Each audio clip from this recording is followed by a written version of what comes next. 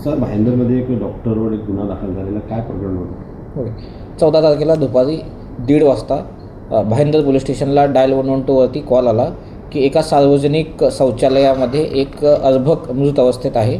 त्यानंतर आमची Bhayandar police स्टेशनची team घटनास्थळी पोचली. घटनास्थळी पोचल्यानंतर आम्ही फॉरेन्सिक व्हॅनला पाचारण केलं व ते अर्भक आम्ही जप्त करून हॉस्पिटलला पाठवलं. त्यानंतर आम्ही आसपासचे CCTV चेक केले व त्या एरियामध्ये राहणाऱ्या महिला कोणत्या प्रेग्नंट आहेत याची चौकशी केली. त्यानंतर आम्हाला असं समजलं की ते अर्भक जे आहे ते एका 16 वर्षाच्या पीडितेचं आहे.